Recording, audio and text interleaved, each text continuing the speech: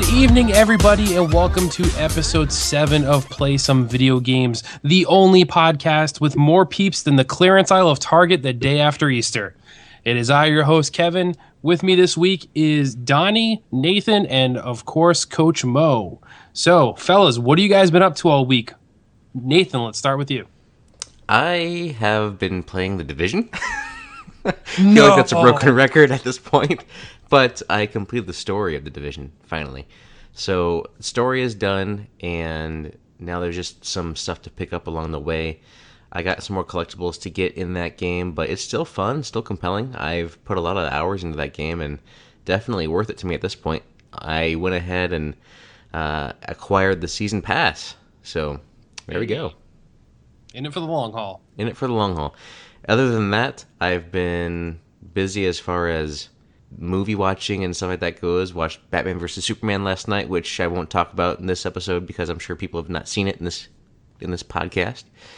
But I have a separate discussion for that on a different podcast. So that's about all I've been up to this week is just Division and... Oh, no, I'm just lied. So today I played Battlefront, Star Wars Battlefront. They released the new content for Season Pass holders, so the Outer Rim stuff is now available. So I played a little bit of that today. Not a ton, but I got a chance to play some of that, and it's pretty good. Cool. Coach Mo, what's good?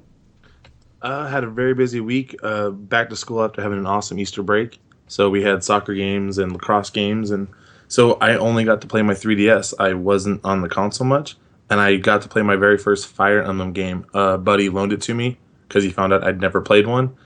And so I kind of jumped into that and have put more hours than I care to admit, finding out that people are permadeath, evidently. And so I kept replaying over and over and over again, trying to defeat these guards who evidently you're supposed to run away from and you have to like sacrifice someone, which I didn't realize till after a couple hours. So really enjoying it, though, like for my first Fire Emblem and having a good time with that.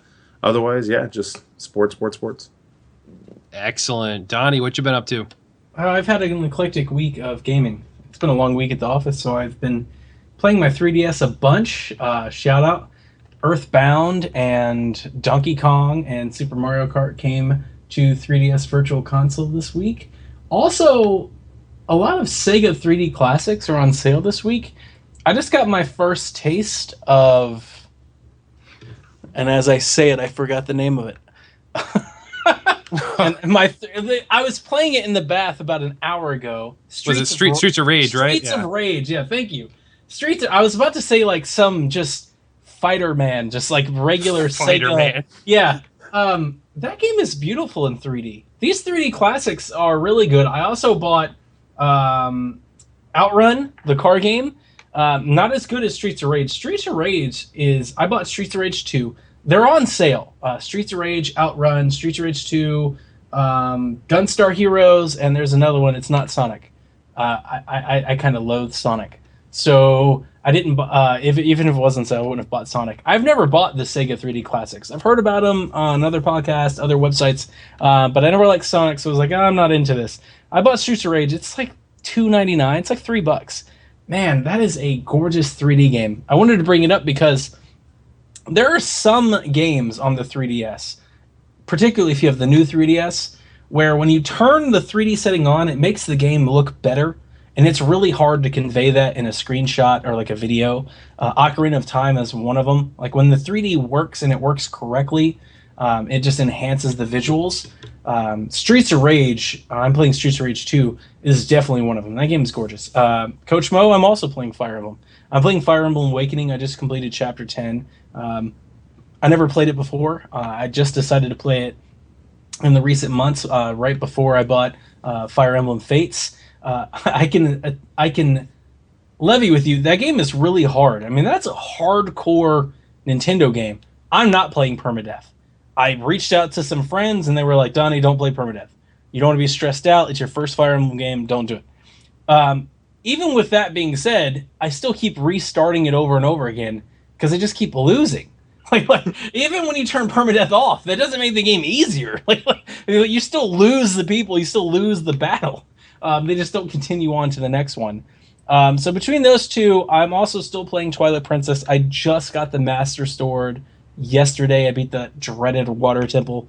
Twilight Princess is a great Zelda, probably my top 3 all-time Zeldas, but the Water Temple is probably my number 1 most hated temple in all of Zelda games. And that's not Ocarina of Time's Water Temple. That is the Lake Bed Temple in Twilight Princess. That is a slog. Man, you guys just all hate the water temples. Here, I think all the time. Ocarinas is underrated. That's a really good temple. All you got to do is know what floor you're on. Look at the map, people. Get the compass. It's not that hard. All right. Well, my week, I'm still recovering from the stupid cold that started during last week's episode. So pardon me if I cough or anything else like that. I'm going to try not to. As far as gaming, fellas, well, apparently it's been a cold day in hell because I put down Fallout 4. Whoa. Yeah. The intention was to finish the main story and then start the new game, which last week we said was supposed to be Until Dawn. Between the cold, I kind of slept in a few days, so I didn't get my early morning gaming sessions in. So eventually, I think it was the day before the Automatron DLC dropped, I was like, you know what, I better put this down now because if the DLC comes out and I'm still playing, I'm just going to keep going. So I put it down for now. I will go back to it after the third DLC pack comes on. However, I did not get a chance to start Until Dawn. Was getting ready to that very same day and got a notification from the library that my copy of Assassin's Creed Syndicate came in. So I have 1 week to play that. It's got to go back on Tuesday. So I've been pumping away as much time as I can into that. And I can honestly say it's probably my favorite Assassin's Creed so far. Prior to that, Black Flag I thought was the best in the series, but this one, it's holds up very well. The story's cool, and the Fry twins are great characters, so having a lot of fun with that. On the portables, Gamefly apparently hates me, and it decided to send me Tomodachi Life for the Nintendo 3DS. In hindsight, I don't know why I had it on my list, because it's not really a game. I don't know if anybody else has played it, but it, as much as people want to say Animal Crossing is a life simulator, this really is. All you do is feed your Mii characters, you buy them clothes, and you help them make friends with the other Mii characters you create, and it's very much an empty experience. So I think I'm going to send that back over the weekend and see if I can get one more game in on my free month before I have to go ahead and cancel it because Gamefly hates me. Other than that, what else am I doing? I did pick up Earthbound because I had some credits on my 3DS. So I picked up Earthbound and started that last night, and I'll be playing that over and over again. So that's about it for me for the week. So I think without further ado, gentlemen, that brings us to the topic of tonight. And boys and girls listening at home, we are going to talk a little bit about our top first-person shooters of all time. So from your GoldenEyes to your Half-Lifes to your Team Fortresses, the most violent and vile of video games that we all know and love. So without further ado, Coach Mo, why don't you start us off on this topic? On this one, I wanted to do my number one. I didn't want to, I wouldn't hold anything back. My number one of all time is Call of Duty Black Ops Zombies. Not the multiplayer, not the campaign, just the zombies on the first Black Ops. I poured more hours into learning how to run a train on the levels to get the zombies to follow, to kill as many zombies as you could, to last as long as you could. I had so much fun. My wife and I, we had a setup where we were able to get to round 25, just us, going nuts, having a blast, 2 people on the Ascension map. We probably put more hours in that as a couple than we have ever put in any game, and it's just something that's near and dear to my heart. A lot of fun, and I love that it's still playable right now online. So, why did I think that you were going to say NBA 2K? Or my not honorable NBA, mention, NFL 2K with my the first honorable person mention mode. is MLB The Show 12 because I was throwing bullets. I actually wrote that down. So for those of you listening too, if you checked out our article from last week talking about our favorite role-playing games, Coach Mo put NCAA, was it 2014 as your number 2014, one? number one. Yep. It's that's factual. There's no way there's an RPG better than that. So much like the old Tunic jokes with Donnie, this one's going to continue on for Coach Mo, I think. So he's going to find a way to make a sports game in every single topic, I guarantee. You got it. It's all good. All right, Nathan, what's on your list?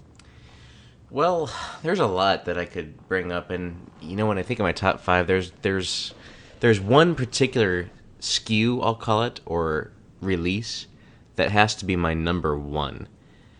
But I'm not going to talk about that yet. I'll talk about that next.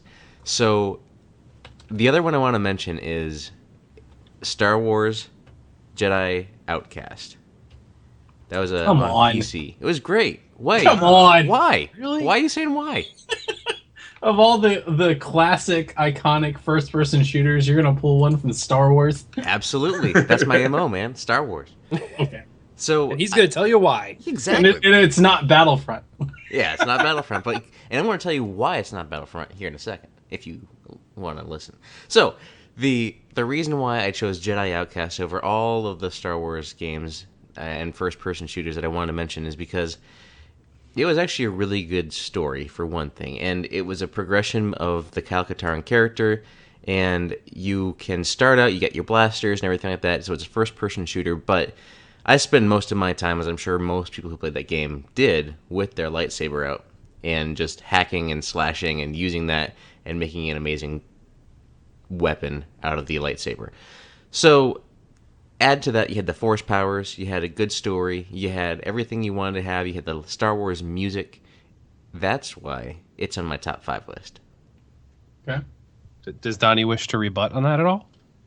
I didn't play it. I can't. I mean, I'm sure if I watched a YouTube video, I would come up with something, but I'm good.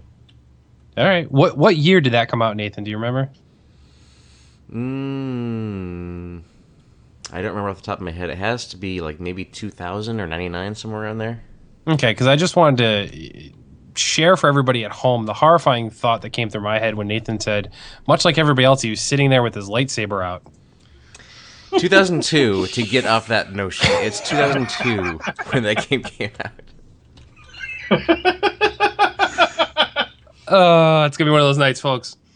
All right, I will go next then, and I'm going to go with one that might surprise some people here, and that is Fear.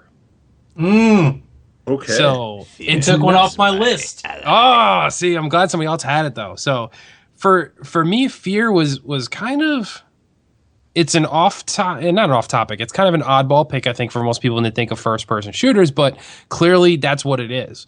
I don't think gameplay wise was anything completely revolutionary or added something new to the genre, if you will, other than the fact that it had a really good storyline and it was kind of your first supernatural first person shooter where it had, survival horror elements intertwined into it. It told a really cool story. And I think the environments and the levels in that game were done very, very well, where you got, you almost felt uncomfortable going through every stage, not really knowing what was going to happen, with the flashbacks and all the visions your character would take as he went through each level there. Even in Fear 2, to some extent, wasn't as good as the first one, I think, but still continued the genre forward. And that's why it's on my list, just because it's something a little bit different. It was a solid first-person shooter on its own when you strip away everything else, but I think it just added a certain horror flair to it that made it a lot more interesting for me.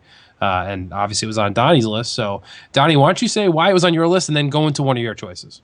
It made my list because, as I mentioned in previous episodes, I love horror. I love scary things, and Fear definitely had that Japanese horror vibe, that Ring type of vibe. Yeah, it was fantastic. It was really good to play in the dark and scare the hell out of you, to be honest with you. I played that game. Oh man, it's so long ago. Maybe I was 17 or 18, and it just hit at the right time for me.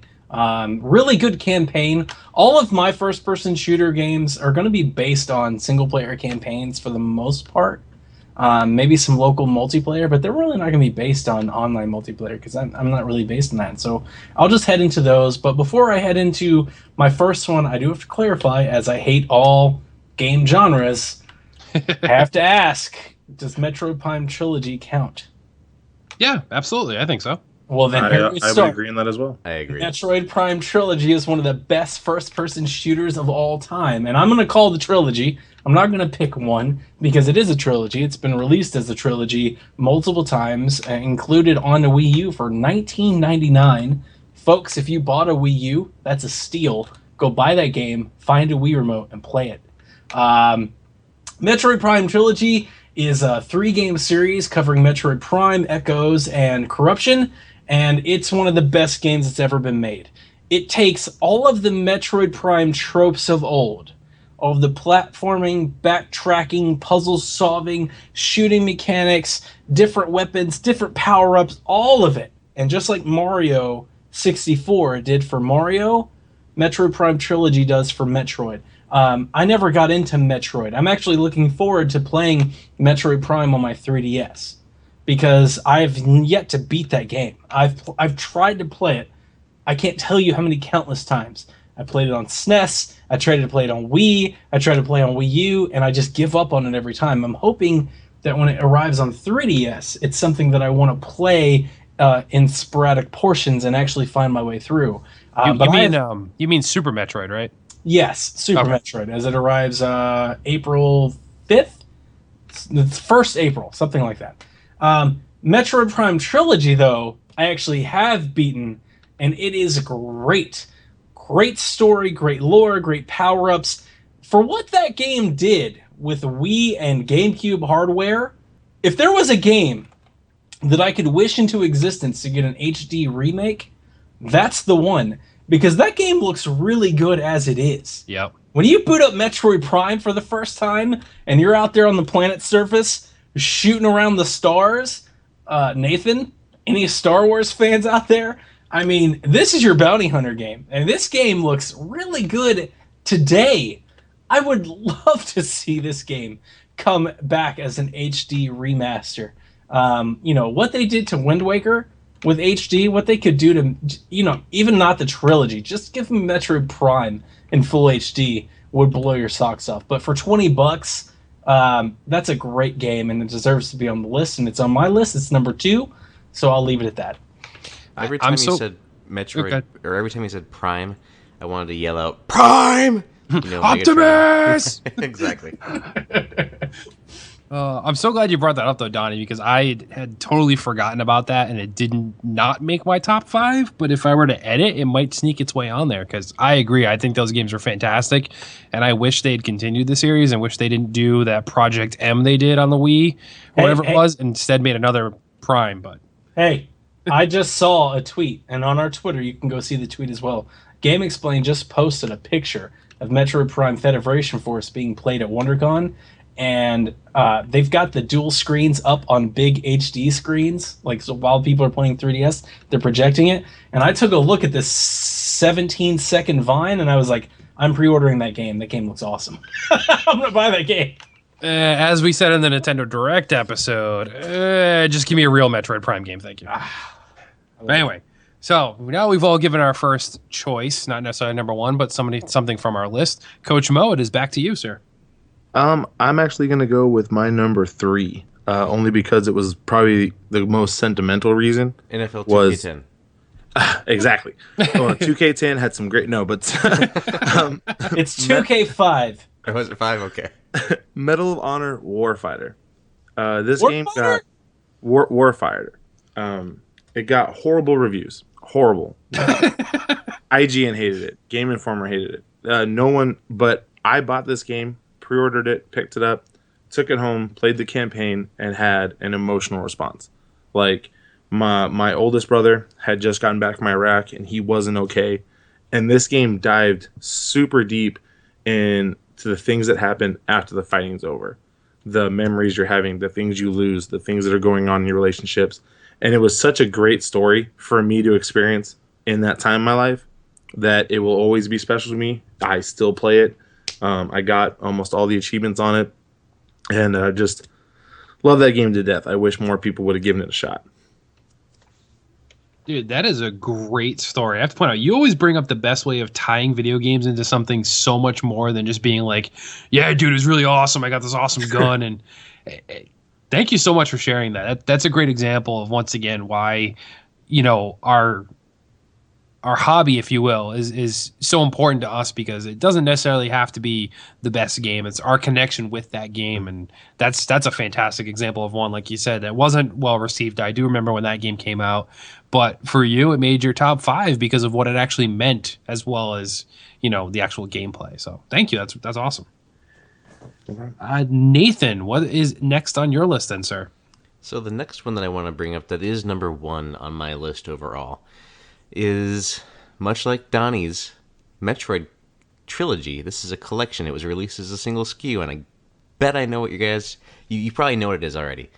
It's Halo the Master Chief Collection. Nice. Yes. It Awesome. includes Halo 1, 2, 3, 4, and ODST.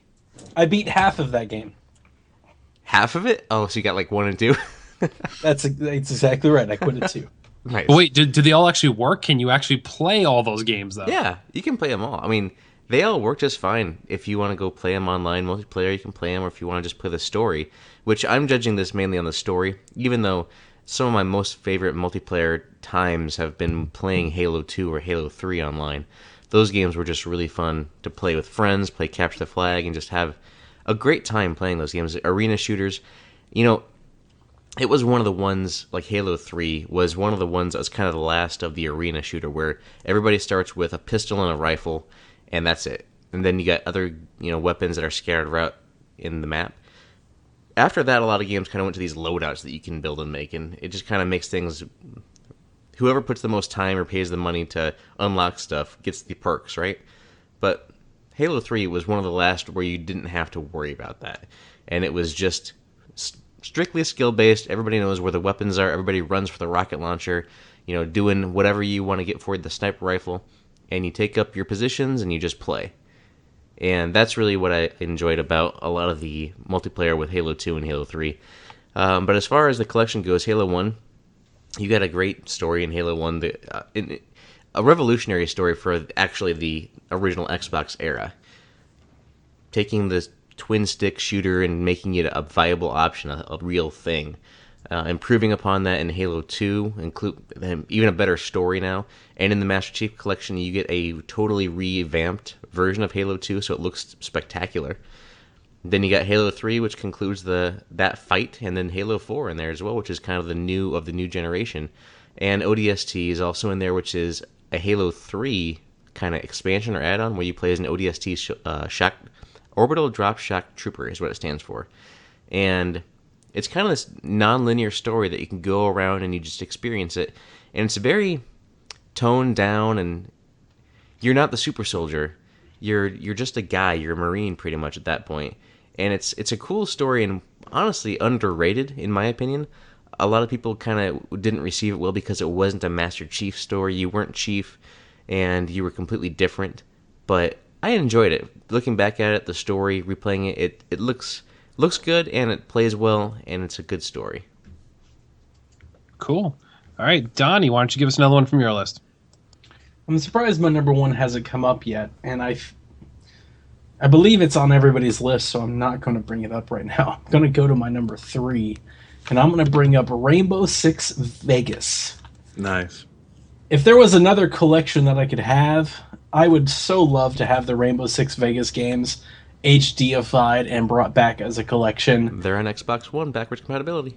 Yeah, you can play them on your Xbox 360s as well, Nathan.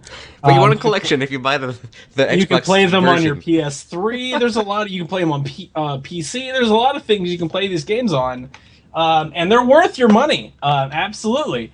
Rainbow Six Vegas came at a really good time in my life. I was a teenager, trying to figure out what I was going to do. Baby on the way. Baby just came. Early marriage. And working late nights, working long hours. I worked overnight at the time. And, man, I loved teaming up with my friends and playing Rainbow Six. I know Tom Clancy's name's been put on a lot of games since Rainbow Six, but when Tom Clancy's name came on Rainbow Six Vegas, at least to me, it meant something. The guns were realistic.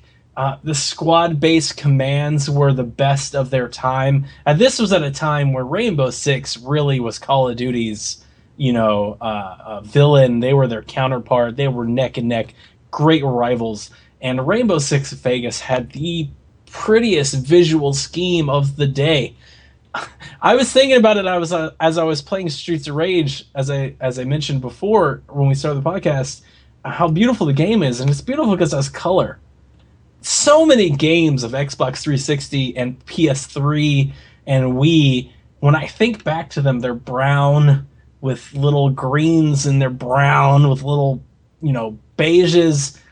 Not Rainbow Six Vegas.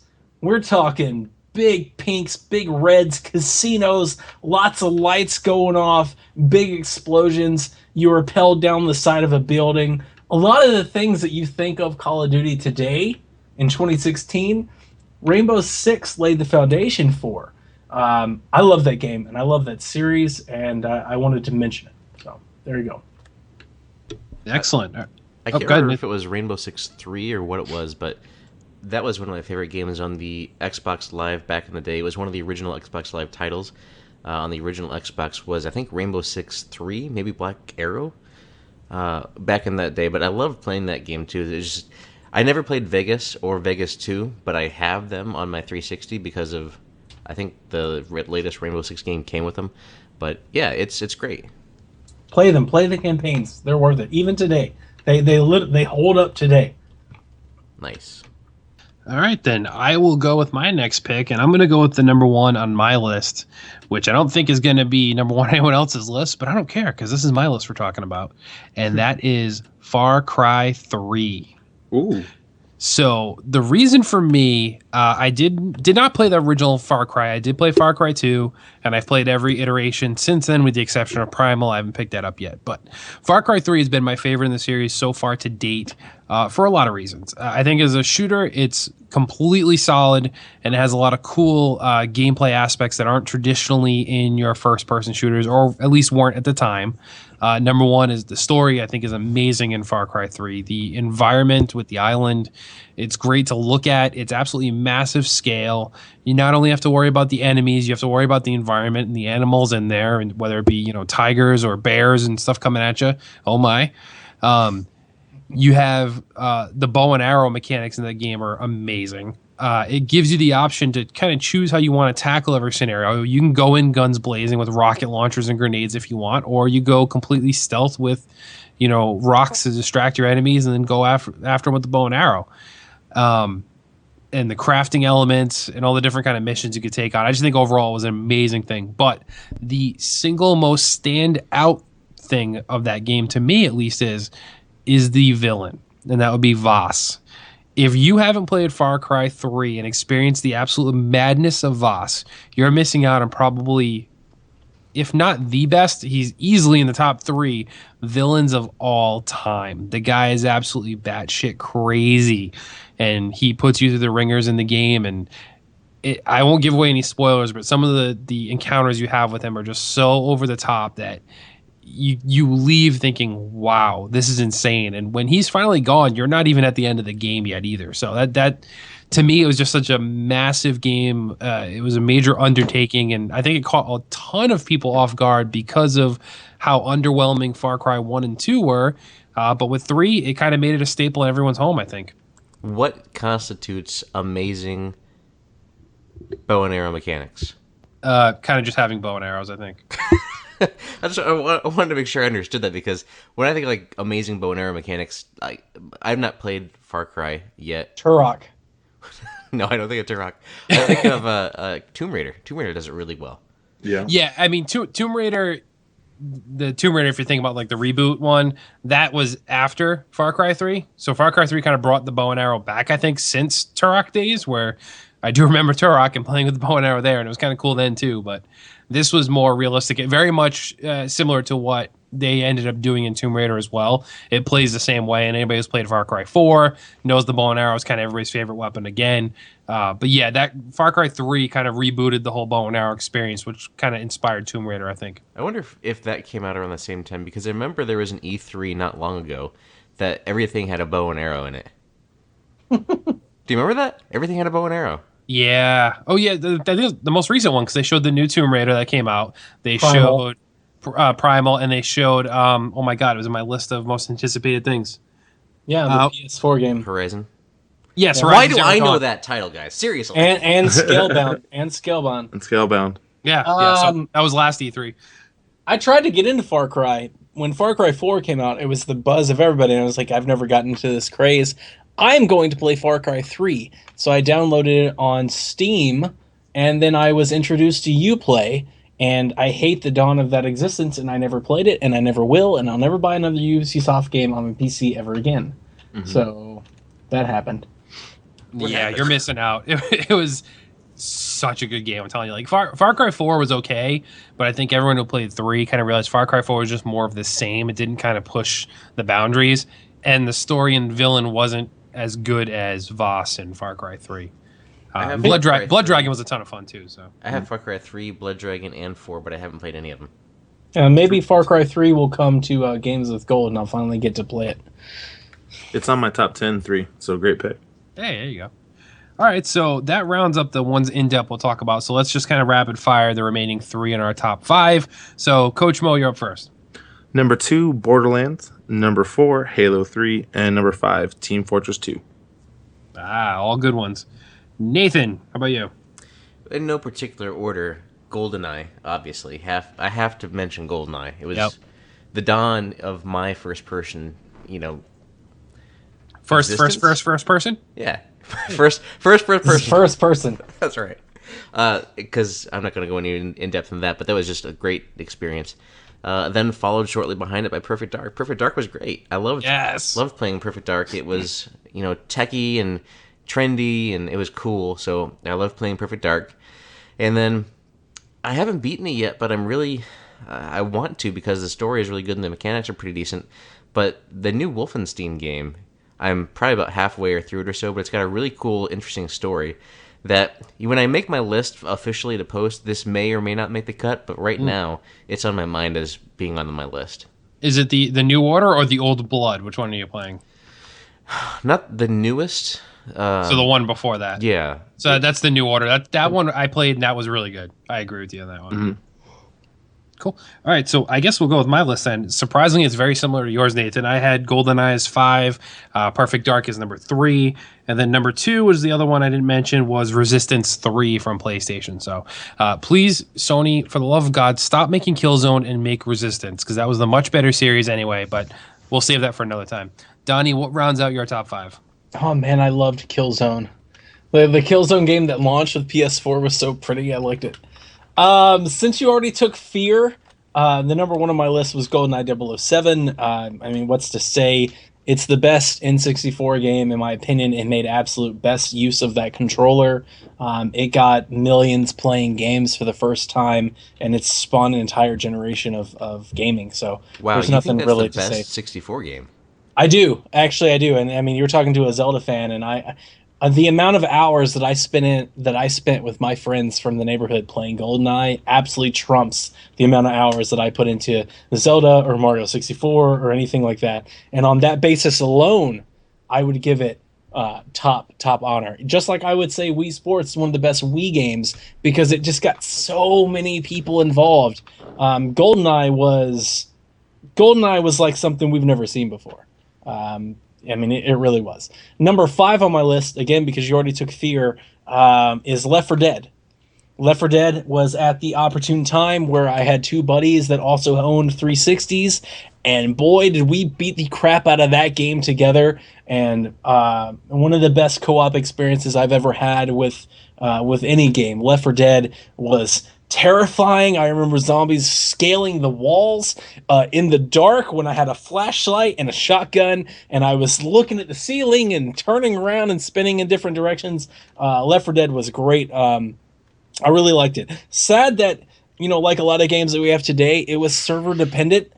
So if you can't play online with it, it's really not that good. It doesn't have a campaign. It's not a solo-based game. But if you ever got in with a group of friends at the time that it was hot, you really had something to remember. So Left 4 Dead rounded out my list at number 5. I'm writing down the topic of best N64 games because I think that would be an awesome topic for another time. But anyway, so with that being said, folks, we will move on to the news. But before that, similar to what we've done the last couple of weeks, we will be posting an article that will go along with this podcast, a companion article, if you will, that will have the top 5 lists from us down there in case you missed them, and from the rest of the staff over at Play Some Video Games as well. So after you listen to the podcast, hop on the website, check it out, and let us know what's in your top 5 all time because we love to hear from you as well. So let's move on to the news. This week in Play Some Video Game News. Nathan, why don't you give us a news article from this week? So I don't know if this is what you consider a super awesome, crazy news article, but I think it is. I mean, because it's Super awesome and crazy. But they announced the games with gold for Xbox Live for next week. Yes. Or next month. And it is a great lineup. I wanted to bring it up on the podcast because it is a great lineup. On Xbox One, you're going to get The Wolf Among Us, which is either my number 2 or number 3 from that developer, Telltale. It's really good. I haven't played it on the Xbox One, so I'll actually probably play through it again on the Xbox One when I get the free version. Then you also get Sunset Overdrive, a game that I have on disc, but I still haven't gotten more than 2 hours into it because I didn't jive with the controls and I just didn't want to deal with it at the time. But I'll get rid of the disc now finally and just have this digital copy, so that way it'll be sitting on my digital shelf collecting dust, not my physical shelf. And then on Xbox 360, you're gonna get Dead Space, which I've never played Dead Space, but I've heard amazing things. It's incredible. Yeah, it's incredible. Great game. One of the best horror video games. Actually, you know what? The best horror video game ever made. That's probably why I've never played Dead Space.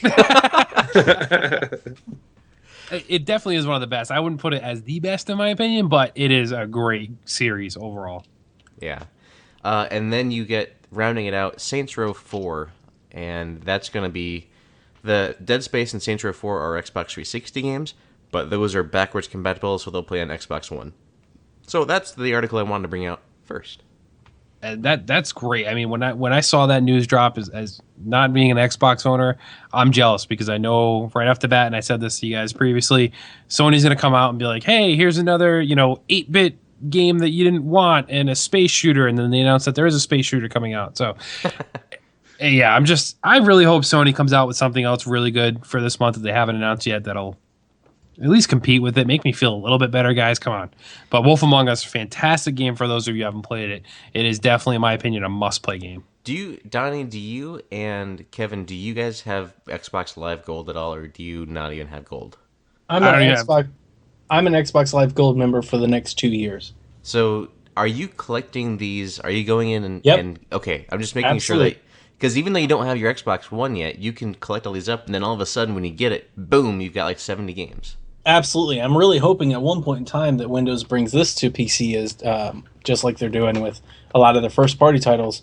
That said, I'm really happy. I'm not jealous. I'm not jealous at all. To be honest with you, I already own Saints Row 4. I kind of played it. It's a really good, fun sandbox. I'm never going to play it again. But I'm always down to play Dead Space. I own it on other platforms, but I'll play it again. It's one of my favorite games. Like every time Halloween comes around and I get into that mood, that's one of those games that I just go to. But I'm more or less excited that maybe this is what pushes Sony. I paid $8 for Knack like 4 months ago, and I should have never paid $8 for Knack, because at this point I should have been given Knack.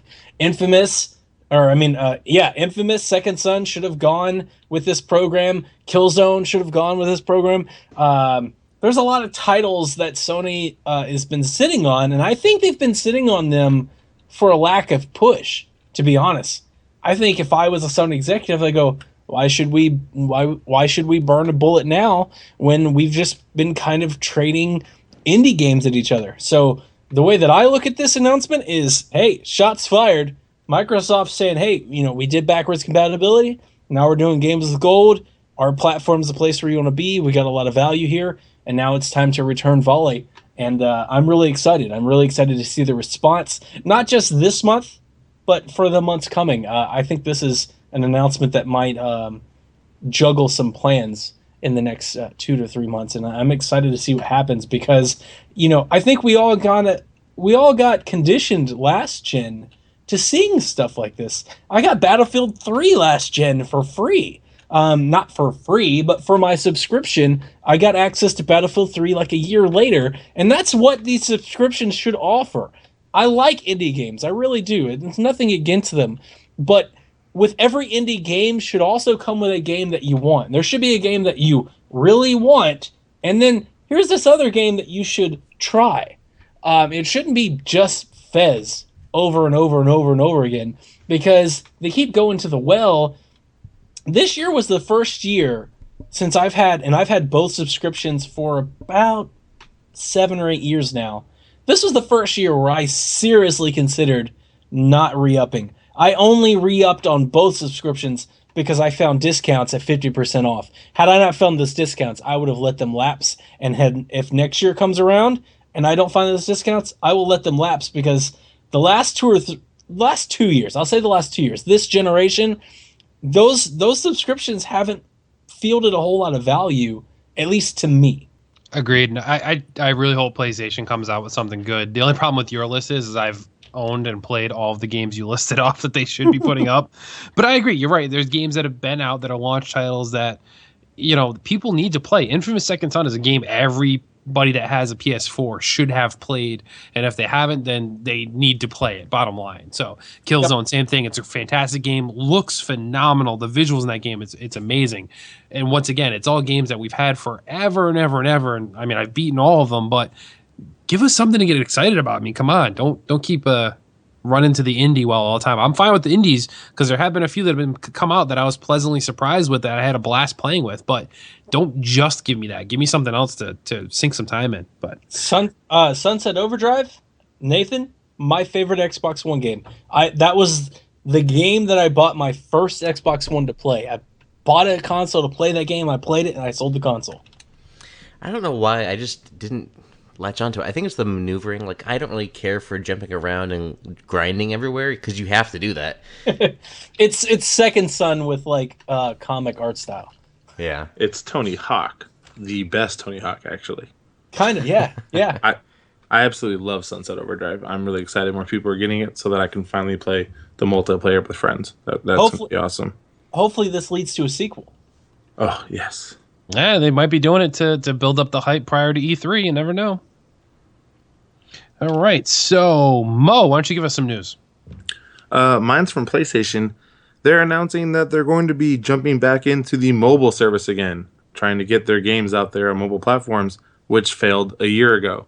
So evidently they think that if they try this again, they're going to get a better response.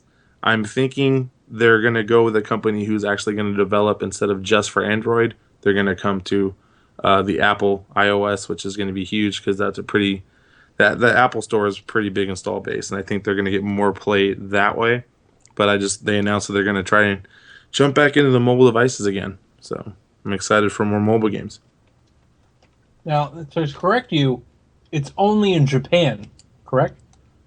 I didn't read that. If it is, that breaks my heart. I believe their development at the moment, they've opened a studio for mobile apps, but it is Japan-centric. And forgive me, I'm speaking with an ice cube on my tongue. Oh, their my goodness. apps are only coming to Japan. Japan and Asia. That is horrible. Mo's Sony, going to Japan. you hate us. I actually do need to go to Japan. Actually, I need to go to China to cross something off my bucket list. I need to dance on the Great Wall.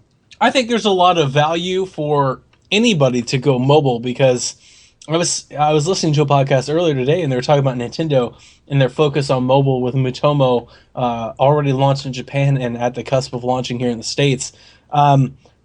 We talk about how amazing PlayStation 4 is selling. I think the numbers are around or slightly above 40 million. Man, mobile puts that to shame. There's like 400 million mobile devices in America alone, because there's a lot of people that carry two. I mean, so yeah. when you compare those markets side by side, there's a clear-cut winner. In Sony's case, though, I think they are at a disadvantage from the gaming market, because they don't have the brands that I perceive that can really jump ship. Whereas a lot of people are upset that Nintendo launched with Mitomo. We all know that all it takes is for Nintendo to drop a Fire Emblem, a Mario, a Zelda on the App Store, and people will go nuts, and a lot of money will be made, just like Square did with Final Fantasy. So I do think they're behind the 8 ball when it comes to that. However, again, it's a great place to start. And if you're going to do a startup and you're going to say, all right, let's target a region, Japan's the region to target. So, I mean, they're doing good. They're on the right track. Interesting. We'll have to see how it plays out. Donnie, what do you got for news? Pokemon Go got some details this weekend. For those of you that don't know what Pokemon Go is, it is the game that the Pokemon Company announced with developer Niantic Earlier or late last year, they also did the Super Bowl commercial where they kind of referenced it, not really. This is going to be a big game. It's going to be a huge game. And the reason I know that, at my job, I do some very basic level programming. And once a year, we have a conference where we go and meet each other. And I was on a flight, and I was sandwiched between two of these programmers, and they play a game called Ingress. Now, this is a huge mobile game. Like 40 million people play this game huge. So for every PS4 that was sold, there's 40 million people playing this other game. So it's like a one-to-one comparison. So if you're not into the mobile game market, I understand. I'm not. When they told me about it, I was like, I'm not going to play that. But it's this game where you pick sides and you travel in real life just around your city, around your state, around your country, around the world. And they have like these epicenters where you can wage battle against one another. So this team versus that team. And you can collect things along the way. Does that sound familiar? That sounds like the Pokemon universe. And they are basically turning their game into a Pokemon game. And you'll be able to play Pokemon Go, where you'll be able to travel in real world, kind of using this Google Map-like interface. So if you go to the capital of your state, or you go to a landmark like Mount Rushmore or the Statue of Liberty, you'll be able to catch rare and exotic Pokemon and then wage battle against other Pokemon trainers across the globe, all on your mobile phone. They will have gym battles, which will kind of be a capture the flag type of place. So let's say a gym is stationed in, I'm just pulling off the top of my head, Nashville. You'll be able to go and fight on behalf of your side, your team, your type, and hold the gym badge until somebody beats you off the mountaintop. Considering that this is mobile and that it'll span across all of these devices, and that this company already has a huge success in pulling this off, I think this is going to be huge. And when I say details were announced, screenshots, videos were released, it's all kind of hush-hush, backdoor third party, so you're going to get a lot of Vine-like videos of phones and projections. But if you're interested, this game is going to be big. It's going to be huge. Whenever we wake up, I'll just say here, when we wake up on July 10th, later this year, and they go, Pokemon Go is on the App Store, I absolutely guarantee you it's the #1 download that day and probably that month. It's going to be big, and a lot of people are going to play it. And it was finally good to see some details. It's a Pokemon game. It's cartoon. You get your little trainer. It's very red and white. For those of you who've never seen Ingress, like I said, it's a very Google Map-like interface. So you're traveling around this Google Map, and then you hold your phone up to whatever it is you're looking at, and a Pokemon might appear, and you can wage battle. You can throw a Pokeball at it by flicking your screen. This looks like a match made in heaven. It looks like the evolution of Pokemon. And it's big deals. It's everywhere. It's IGN, it's Polygon, it's GameStop. It's everywhere. It's placevideogames.com. Wherever you need to go to find it, it's everywhere. So if you're interested in it, find it. Big news this week. And it's definitely going to make two. Oh, go ahead. No, go ahead, Mo. This is going to have two really big things happen. One, kids are going to want to travel all over the U.S. Like they're going to beg for vacations now just to go get these Pokemon. Two, lots of people are going to get hurt. It is geographic. So if you're looking for water Pokemon, you need to go visit the ocean or a lake. If you're looking for mountain Pokemon, you got to head up elevation. It is geographic based. So there is a sense of realism that really mobile's the platform for this type of game. You couldn't do this on 3DS or Wii U or PS4 or Vita or anything else. Like this is the platform. That'd be the most epic street pass. I really hope that you have to go to a cemetery to get ghost Pokemon. That would be incredible. I don't think the Pokemon company is going to go that dark, but that would be amazing. I played Ingress briefly to kind of see what it was about. Like when it first was starting, I actually got into the beta for it, and it is cool. Like Donnie explained it very well. Like you have to go to certain places on the maps, and you basically power up these gems. And if your team controls enough gems, it makes a network, and it's kind of weird. They try and infuse a story, but it really wasn't done that well, I think. The one thing that's going to be a little weird is that the target areas in some places are kind of like, hey, you have to go to this park, or you have to go to this, statue in front of the school or whatever. And those are the target points where I guess in the Pokemon game, you'd capture Pokemon. it's going to make some people look really weird, and it's probably going to make like local police that might be patrolling around be like, what is this guy doing standing in front of the elementary school on a Sunday afternoon? Like it's going to look weird. And when he responds, I'm catching Pokemon, man. Yeah. Everybody's going to understand. It'll make sense. Charlie Echo, we got a 5-9er, 5-9er, 5-9er. Yeah, exactly. So ought to be interesting. Ingress right now. All right, Nathan, what else you got for news, man? The other bit of news I thought was interesting was the PlayStation VR bundle went on sale, or not on sale, but on pre-order this week, and I succumbed to the pre-order hype. I got one pre-ordered from Best Buy. I still don't know why, but I'm waiting to understand if I really want to keep it or not, or maybe I might just wait until it comes out and then go ahead and pick it up and see if it's really what I want it to be with VR, because then I'll have the option to easily return it to the store. But I don't know. You got to sell it for like 3 times the price if it's going to be right after it comes out. Yeah, I don't want to deal with that. It's hassle. So the thing with this is, my PlayStation is just like the PlayStation. I don't have the camera or anything like that. I just got a couple controllers.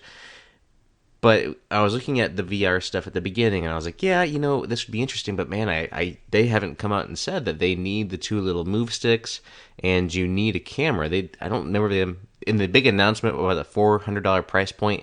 They never really mentioned that or made it clear, I don't think, enough to the public.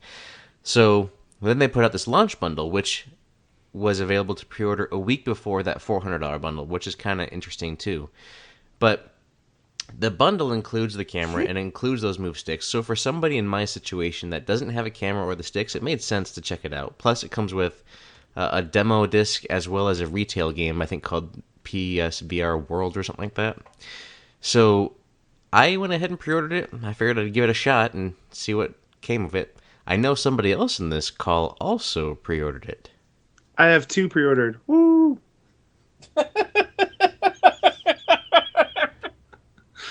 My wife and I both pre-ordered one at our local GameStop.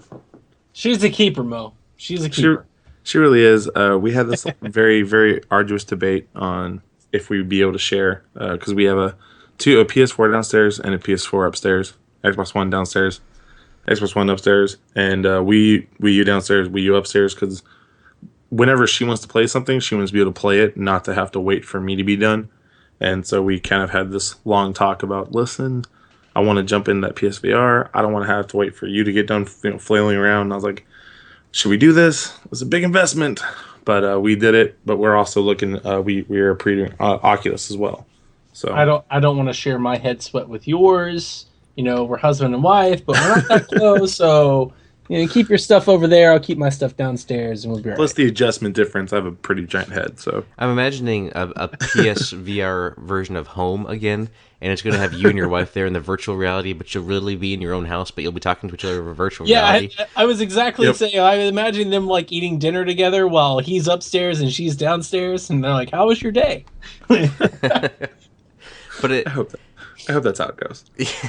I think it'll be interesting when it comes out, and I think at $500, if you already have a PlayStation and you're really interested in VR, it's an easy access point. I thought about going Oculus instead, but I don't know. I'm not super sold onto it. Plus, Star Wars is PS4, so there we go. No, Got it hooks in you. Oh, all right, Donnie, what else you got? Short story. So, Rock Band has been trying to come to PC. Harmonix has opened a FIG, which is kind of a Kickstarter. Just read FIG for Kickstarter. And they've said, hey, if you give us, I think it's $1.5 million, actually. Let me see. It is. If you give them $1.5 million, they will put Rock Band 4 on your PC. That sounds ridiculous to me. However, the story really is, if you put down $2,500, you will get Rock Band 4 and every song in the catalog you will have access to. Now, we've spoken about video games costing a lot of money. I've mentioned that between Smash Brothers on 3DS and Wii U and all the amiibo that goes into it, I'm well over $500 into that game. However, I've got a lot to show for that $500. For $2,500, you get a plastic guitar, a download code, and access to a song catalog. I thought that was very funny news. I personally hope this Kickstarter doesn't reach it because I don't think Harmonix needs $1.5 million to take a game that's basically already running on PCs and bring it to PC. But I thought it was funny, and I thought it'd be something we could all comment on. Hold on. All their song catalog from Rock Band 1, 2, 3, and 4? Whatever. Or just everything that's come out for 4? Everything that's come out for 4. Because if they promise me everything on 2 and 3, I would think about that. Like, So I know we that need, sounds we stupid, need to but I get would. you. We need to get you into a support group. So like before things get really bad, I can get you a 360 and a guitar with every song. See, it's not the guitar though; it's the drum set. I can get you a 360 and the drum set with every song for 1/10 of that price. I've spent almost $400 on Rock Band 2 drum sets just to go back and play Rock Band 2, and they break, they don't work. I was hoping this one would be cross, so I could put it into my 360 to play Rock Band 2, because that was the epitome of Rock Band for me. Was Rock Band 2, going in and playing that Paramore song. I can't remember the name of it is. My wife and I, friends, they would come over. We had the mic, the guitar, the bass, the drums, and we got 100% mastery on like 7 songs on there, and we thought we were the greatest ever because we were all an expert. I miss that. That's what you get when you Yes. get your heart. Oh God. Yes. I understand your plight, Coach. My daughter and I have been traveling through the Rock Band games together as a band. Her nickname is Monkey, and our band name is Monkey instead of the E being an E, it's a 3. So that's the way we do that. I like that. Ours is always with the sugar cubes. Yeah. However, we ran into a recent tragedy where our guitar stopped working. Oof. And instead of buying a replacement guitar, which is your only hope right now is to buy somebody else's used guitar, I just bought Guitar Hero Live, and we've been playing that.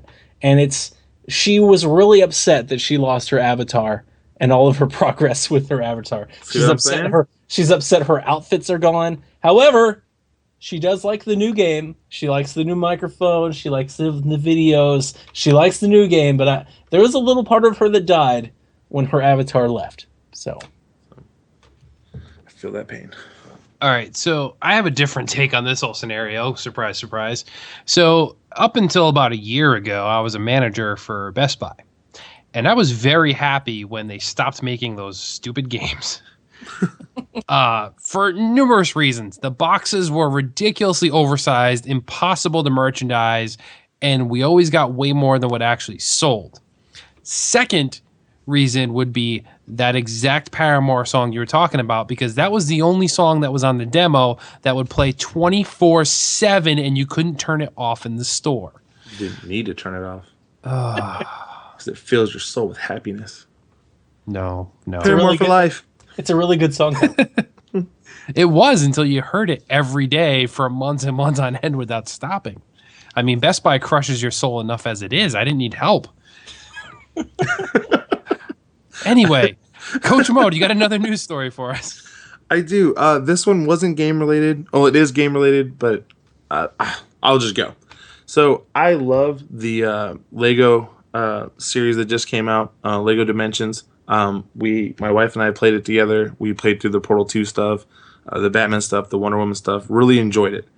I just found out that Warner is going to be releasing the Lego Batman movie, but it's going to be an offshoot of the Batman from the Lego movie. Yes. And that's going to be February 10th, 2017.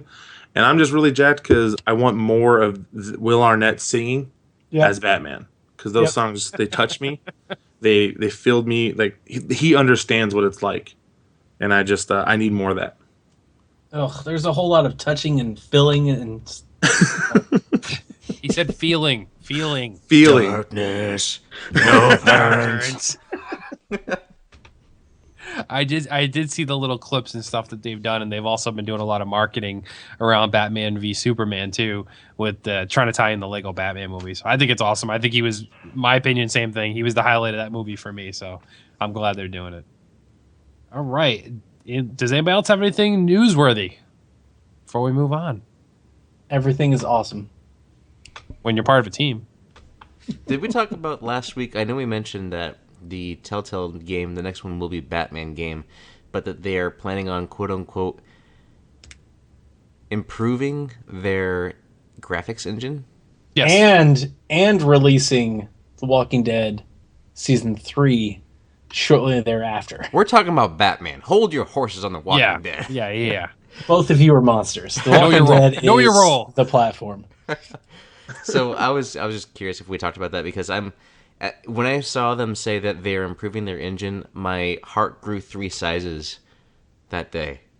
I still question until they show me. Now, if you want to talk about engines, I'm very excited that Lego Star Wars has a cover-based mechanic and some other first-person shooter elements that are coming to the game. So in terms of engines, at least they're showing it before they're bringing it out, not just releasing articles saying, "Oh yeah, that engine, everybody, no, we improved it. It's good."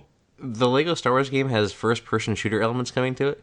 Third person, I'm sorry. It's got cover-based mechanics and third-person shooter elements. So how long until we get Gears of War, the Lego version, or oh my God, Call of that's Duty all I've Lego? ever wanted. I would buy that wanted. Lego collection, like the real ones, and I would put them together, and me and Marcus would save the world over and over again. I just need Lego Rogue Squadron and Lego Call of Duty, and I will be good forever. Like that's fantastic. They have Lego Call of Duty. Well, the game. I will take any of those. Yes. I will take any of those over playing the same levels in Lego Star Wars again. Oh God. But yes, we did briefly touch on the fact that they were upping the mechanics. The other thing too is yes, they did announce the next Walking Dead, but if you've played Wolf Among Us, why have we not done Wolf Among Us Season 2 first? Yeah, that cliffhanger. I need that to be resolved. But hey, Wolf Among Us Season 1's coming for Games with Gold, so possibly for E3 they're ramping up for an announcement. Maybe that'd be cool. That's what I'm hoping. The only thing is, like, that to me doesn't. I mean, having played it, I would agree it's a great game, but I think as a E3 main stage announcement, I don't think that warrants the same attention as, saying, hey, Walking Dead Season 3 is coming out. That would have been the one you save for E3, but, I mean, you might be right. They're going to save it for E3. The Walking Fables and all that, it's the prettier one of the two, but The Walking Dead, there are 3 people that I've fallen in love with over the course of games. One is Ellie from The Last of Us, 2 is Link in Zelda, and 3 is Clementine. And how dare you hurt Clementine? I can't wait to see how they pick up after Season 2 and the branching paths that everybody took at that end. I looked that up. I got like 1 of 4 endings with that game. So I'm trying to figure out how they're going to make a game that picks up where everybody left off. So I'm excited, and they're going to show it. So they said that they've got Season 3 coming, and by all accounts, I guarantee you, when they walk up there on stage with Xbox or Sony, they're going to show Clementine, they're going to show some little skit, and they're going to go, all right, folks, it's coming out in August, and you're going to play in August and November and March and April, and next E3 you'll get the last episode, and we'll all play it again. I think what they're going to do in the next one is, more walking around, more not fighting anything. Yep. More talking. Yep. And somebody's probably going to die. Whatever it takes to get me to the next cutscene, that's all that matters. Now, here's what I will say. You want to talk about a great E3 announcement? How about you go, The Walking Dead Season 3 will be out September 8th, and the entire season will be out that date. Now we're talking. Even better, they announce it, and they say, available now. Oh, they're not going to do that. Oh, that would be perfect. Instead, they'll announce, hey, we're doing 6 more episodes of Minecraft instead. Well, they are doing more episodes of Minecraft. That one's really good. I don't know. I know, they're only doing 3, though. I want 6 more. The Walking Dead Season 3 actually has 12 episodes, 1 per month for the next 12 months.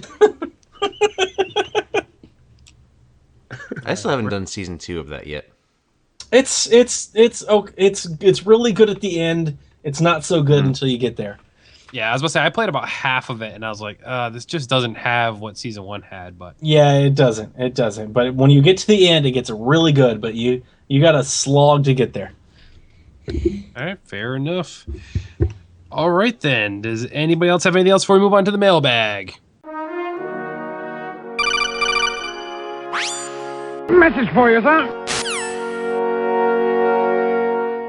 No. All right, then. As always, we want to hear from you guys, so please send us in your questions at playsomevideogames@gmail.com. And this week we do have a couple. We'll go with the easier of the two first. And Tom writes in and wants to know, what's our favorite Easter candy? Nice and easy one, see? Mo, go first. Anything with caramel. Nathan? I think Snickers, makes these little egg type things this time of year that are really, really good, and I like those. So does Reese's. They're really good too. They do an egg thing. Those are good. So basically, Nathan likes pre-existing candy bars just shaped like an egg. Yes, sir. All right, cool. Donnie. Well, what is it? Like, you can get any candy anytime. They're all Easter. It just, they change the packaging is all they do for all these different candies. No, that's not true. They changed the way it's delivered. I understand we're talking about the Reese's egg. That's a big deal. It's like a really big Reese's cup. Yeah, it's delicious. And there's no paper to worry about. My kids hate me because I'm not a fan of chocolate, guys. It's not that I don't like it. It's just that I'm not a fan. I think that's strike 2 against you in this podcast. Yeah, I guess so. Like it's okay, but I mean, there's so many other things that I like. If I'm gonna go on an Easter limb, I don't know if this is a cheat or not. Again, I don't like genres. I'm gonna go with the Starburst jelly beans. I like the tart stuff. I like Starburst. I like Sour Patches. The Starburst jelly bean, for those who've never had one, that's the best jelly beans ever made. No. Yeah, they are. No. Oh, yeah. Pure No. damnation, down. sir. I think they are. Damnation, I sir. think they are You were the wrong. better. Jelly Belly. They No. kick every other Belly. jelly bean in the Tell the face. truth. Jelly The Belly does Starburst not. Jelly No. beans are the best jelly bean ever made. The idea that they pack that much flavor in one little bitty tiny piece of candy is incredible. It is the best. The best. I could literally eat. I can't even go there. Because they use jet planes. I started Atkins diet about 5 years ago because I ballooned like 50 pounds because I would literally eat Starburst jelly beans by the bag. I couldn't stop eating those. Those and Sour Patches and Starburst and all that. I couldn't get away from them. The Starburst jelly beans, the best. All right, fine. I was about 3 seconds away from quitting this podcast. They are good, but I still hold that Jelly Bellies are better. But anyway, my favorite Easter candy would have to be Popcorn jelly bean. Cadbury mini eggs are my favorite. Those are And good. if you're not familiar with the Cadbury mini eggs they're little eggs made of milk chocolate that are wrapped in a hard candy shell that's probably made from crack cocaine because you eat a whole bag and don't even think about it. That's right. Mm-mm. Also, close second is the Cadbury cream eggs too, which I can only eat maybe 1 or 2 a year, but I look forward to it when they finally come out. So, I like the caramel ones. yeah, my wife loves the caramel ones too. Anything So. with caramel. Anything with caramel. Caramel. You're mispronouncing that, sir. Oh man, there's this really good "Caramelize Me" song that I watched on like Palladia. I'll send you the MP3 after. It's hilarious. All right. And our other question this week was sent in by Ryan, which is really funny because we did talk a lot about mobile gaming today. So Ryan wrote in, he wants to know if any of us use a Bluetooth gaming controller for our cell phone. If so, which one? I do. It's a generic one that I got at GameStop. I don't know what it's called. And I only use it for a handful of games. But I wish it would. It doesn't work with Clash of Clans, which is the one I wish it would have worked with. So, Nathan or Donnie, have either of you tried them? Sure. Last year, I was very fortunate to have won a Twitter contest from Engadget where they gave me a Shield tablet and a Shield controller. And I sold it because I had a Vita and I had a 3DS, and it really didn't stack up. But during that time, I did use that controller, and that was by far the best Bluetooth controller that I had ever used. It synced up perfectly. It had the 360 stick layout. It was kind of big, had some weight to it, which I liked. But it had this little mouse pad in between, so you could navigate the iPad. It was a really good setup. You kind of could sit the tablet right in front of you like you would a computer screen, and you could do everything. So it had the back button, the home button, the execute button, the mouse pad, plus all of your 360 controllers, dual triggers, everything that you would need to play games right there on the tablet. I don't do a whole lot of mobile gaming. The stuff that I have done is very touch-based or like turn-based, flick of the finger, or turn-based, tap and select.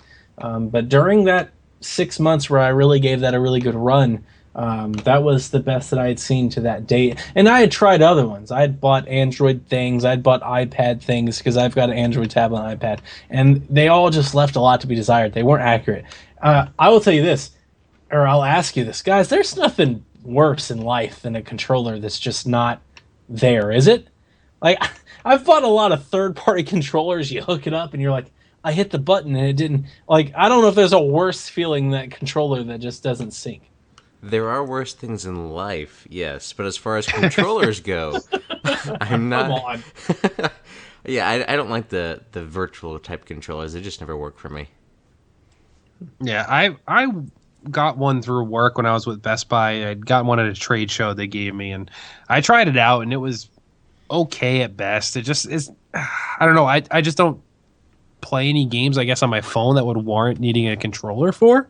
It would be cool, but I just haven't had the experience where it works for me.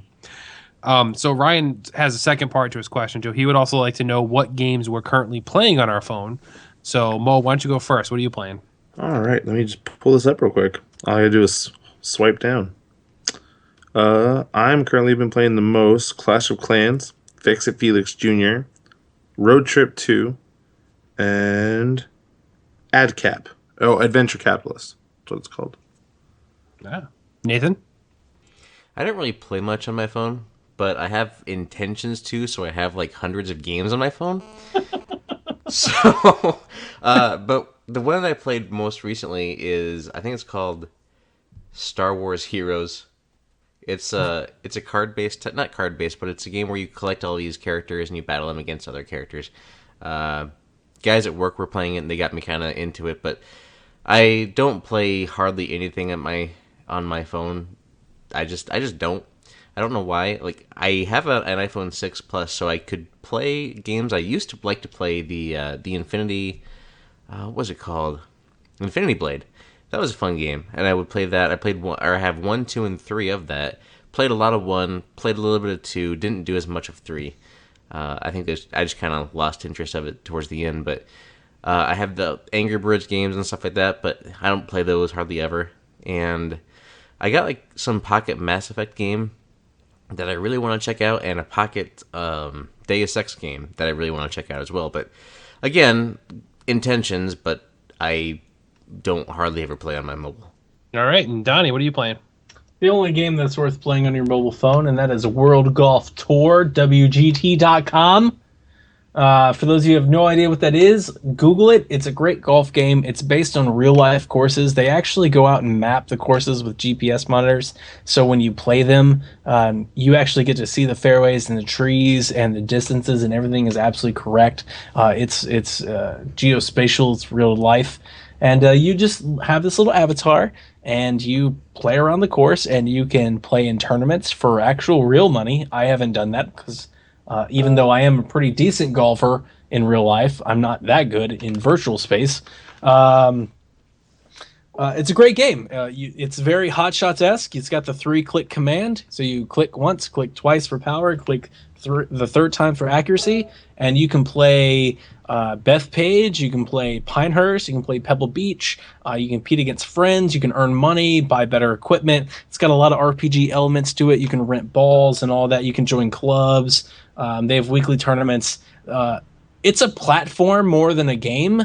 The platform's been around for a decade, at least. I remember playing this thing on Windows 98 where they had a little app that you could download and play. Now it's mobile. It's also in browser, so You have that dual experience where you can play on your mobile phone and then play on your computer at work. It's very easy to get in and out of. If you like golf games, it's actually one of the best golf games I've ever played. I kind of wish they would bring it to console or a more robust PC feature, because I would play it a lot more if they did. Great game. World Golf Tour, WGT.com. It's quite a shocker that, Nathan was playing a Star Wars game, Donnie was playing a golf game, and I have Fallout on my phone, so I've been playing Fallout Shelter. I'm a sucker for pretty much any mobile game where you have to build something. So for a long time, I played like The Simpsons Tapped Out and The Family Guy, The Quest for Stuff. But currently on my phone right now, I have only 3 games. 2 of them are building ones, and this is going to make me sound really bad, but I am playing Disney's Magic Kingdoms, where you build the park in there and unlock the different Disney characters and such. Avengers Academy, which is basically the teen Avengers, if you will, from Marvel, where you build their SHIELD headquarters and you unlock characters and go on missions and such. And then lastly is a puzzle game called Tsum Tsums, which basically you it's same formula as Connect 3 kind of thing, where you match up the matching characters and rack up a high score in a time limit. So that's what I'm playing on my phone. I think that Marvel Academy game is very similar to the Star Wars game that I play. Yeah, the Star Wars one you're playing is like a base, and you pick whether you want to be the Rebels or the Empire. Kinda. I mean, you can collect both characters along the way and go on missions with those characters. I don't know. You'll have to check it out. I think it's called Star Wars Battles or Hero Battles. I will check it out, because that sounds up my alley if it is. Cool. All right. That's all we have for questions. And once again, we want to thank everybody that writes in weekly. And, feel free to ask us questions about anything. As you saw with Tom, he wrote in to ask what our favorite Easter candy was. So we're not picky. We'll take any questions. So send them in weekly to playsomevideogames@gmail.com. Questions, comments, whatever you kind of want to talk about, we want to hear from you. Make sure you leave notes in the forum as well. We are visiting there daily and want to engage in some conversation there too, so you can let us know there. And that pretty much brings the show to a wrap, guys. Is there anything you guys would like to plug before we end this evening? Nathan, why don't you go ahead? As I mentioned in the outset, I have another podcast called That's Entertaining. Today we recorded and posted our Batman v Superman Dawn of Justice discussion. And actually we had a guest star with myself and Alex, and that was the one and only Coach Mo. Yay! Coach Mo hulked out about some Batman. It was awesome. I had a blast on it. Thank you so much for letting me be on there, Nate. Yeah, no worries.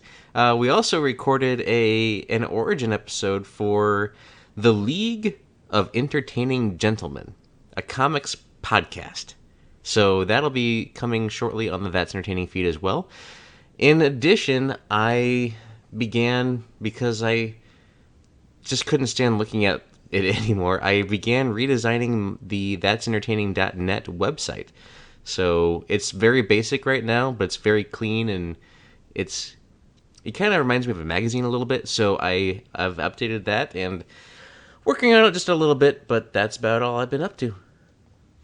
Awesome. Coach Mo, anything you want to plug? Yeah, on Monday I'm going to have a piece coming out about why I hunt for achievements. That'll be up on the Play Some Video Games site, so I'm really excited to share that with everybody. And other than that, go Wolves. We have a lot of soccer games coming up this week.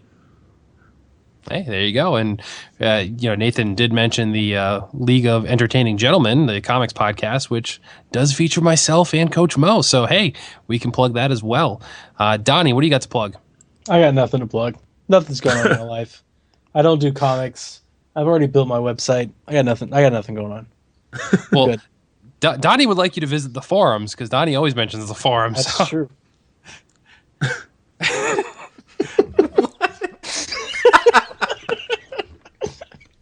Rate us on iTunes. I've been told that does stuff. I don't know. I don't have Apple devices. I go Android. What do you use to listen to your podcast on iTunes or on Android devices? I use Pocket Cast. The reason I use Pocket Cast is because once you sign in with an account and you just create your little email account, it remembers all of your subscription history. And if you drop your phone in the toilet, or it gets caught in a rainstorm, or your boss just randomly decides to upgrade, you literally just sign in again and bam, here are all your subscriptions all over again. It'll re-download everything and set you right back up. I paid like $1.99 once for that service. I can't tell you how many times it has paid itself over to me. I carry about 46 active subscriptions to podcasts. I listen to a lot of radio. I like to listen to radio when I program. I like to listen to it when I drive. I like to listen to it when I'm home. When I'm stressed out, like I listen to things. I don't really watch TV a bunch. I like to listen to things while I'm doing yard work, all of that. So to me, it was absolutely worth it. So Pocket Cast on Android. How about you, Kevin? What do you use? I forget the name of it now. Jesus, He's like, I don't even know. Beyond Pod. I had it at the tip of my tongue too, and I totally forgot. But I've used Beyond Pod for, I don't know, 3 or 4 years now at this point. Okay, and Mo? I only use the iTunes podcast app. Yeah, so I'm the same. I use the podcast app as well. I'm curious, could we ask our listeners to let us know what they use? Yeah. I believe you just did. Hey, listeners, how are you? Hey, just curious, what do you use to listen to podcasts? Let us know. Send us a tweet, let us know on the forums, and an email. Thanks. Bye. And that's right, folks. For just $1.99 a month, you can help support Donnie. Give him something to do. Write to him at the forums. Let him know how much you love him. Anyway. Caramel. Live from Daryl's house. Episode 66. Amos Lee, Matulu, and Daryl Hall on YouTube. So, I think before we get any sillier than we already have, just a reminder, everybody at home, you can email us once again at playsomevideogames@gmail.com. You can boot up your tweet machine and tweet at us at _PSVG. Follow us on Facebook at facebook.com/playsomevideogames. Rate us on iTunes, as Donnie said. We were new and noteworthy. We'd like to stay that way. So we can only do that with your support, and tell your friends, share the podcast. We do it for you. And of course, make sure to visit us at playsomevideogames.com. You can check out all of our news articles.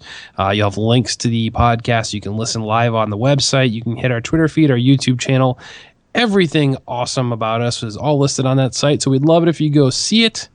And as always, thank you all for spending your Friday evenings. Well, I guess we're spending our Friday evenings. You're spending wherever you decided to download it and listen to us. Why? I don't know, but we'll keep doing it just for you. So as always, thank you for listening, and as always, never stop gaming.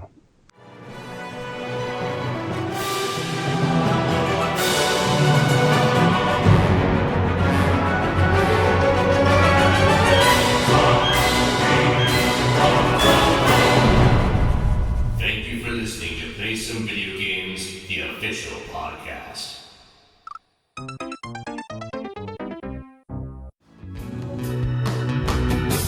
It's been a while, baby, since I rubbed your caramel skin.